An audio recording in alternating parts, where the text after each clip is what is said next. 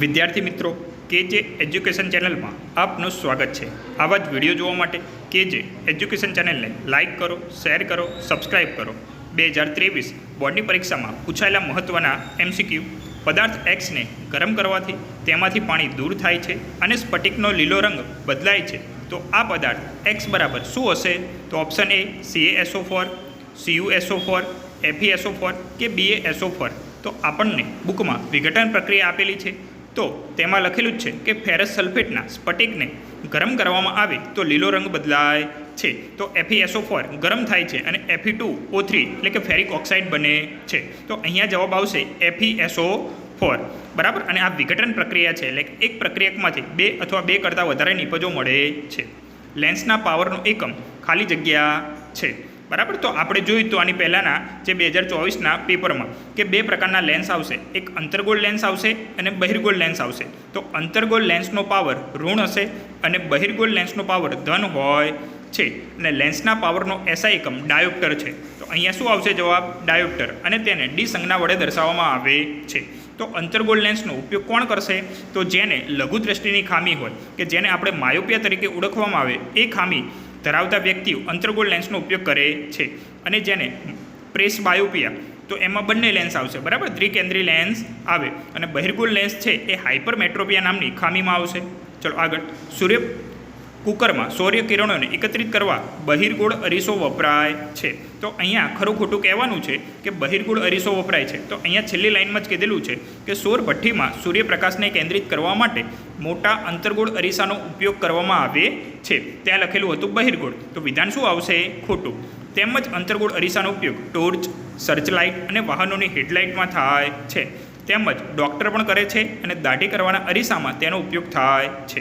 આગળ, દાક્તરો ભાંગી ગયેલા હાડકાને યોગ્ય સ્થિતિમાં ગોઠવવા માટે પ્લાસ્ટિક તરીકે જે પદાર્થનો ઉપયોગ કરે છે તે પદાર્થનું રાસાયણિક નામ આપો। અહીંયા એ પદાર્થનું રાસાયણિક નામ પૂછેલું હોય, જો સામાન્ય નામ કહે તો આપણે એને કહી શકાય પ્લાસ્ટર ઓફ પેરિસ। શું કહી શકાય? Plaster of Paris. ચલો, જીપ્સમ એટલે કે એને કહેવાય ચિરોડી, CaSO4 × 2H2O એનું સૂત્ર છે। એને તાપમાને ગરમ કરવામાં આવે 373 તો પાણીના અણુ ગુમાવે છે, અને કેલ્શિયમ સલ્ફેટ હેમીહાઇડ્રેટ। તો અહીંયા રાસાયણિક નામ પૂછેલું હોય તો જવાબ શું આવશે? કેલ્શિયમ સલ્ફેટ હેમીહાઇડ્રેટ, અને એનું અણુસૂત્ર શું થાય? CaSO4 1/2H2O plus plaster of પેરિસના ઘણા બધા ઉપયોગો છે। તો આપણે કહી શકાય કે જે વ્હાઇટ કલરનો પાટો બાંધવામાં આવે એને જ આપણે પ્લાસ્ટર ઓફ પેરિસ તરીકે ઓળખવામાં આવે। એના સિવાય રમકડાની બનાવટમાં, સજાવટની સામગ્રીમાં અને સપાટીને લીસી બનાવવા માટે થાય છે। હવે જે પ્લાસ્ટર ઓફ પેરિસ છે એ સફેદ પાવડર છે, એને પાણી સાથે મિશ્ર કરવામાં આવે તો ફરીવાર સખત ઘન પદાર્થ જીપ્સમમાં ફેરવાય છે। જો જીપ્સમનું અણુસૂત્ર પૂછાય તો પણ યાદ રાખવાનું CaSO4 × 2H2O। 3 વિદ્યાર્થીઓ છે, સલમાન, સુરેશ અને શિવાની પાસે 3 અરીસાઓ છે જુદા જુદા। તો સલમાન પાસે આપણે જોઈએ આકૃતિમાં તો બહિર્ગોળ અરીસો છે, સુરેશ પાસે સમતલ અરીસો છે, અને શિવાની પાસે અંતર્ગોળ અરીસો છે।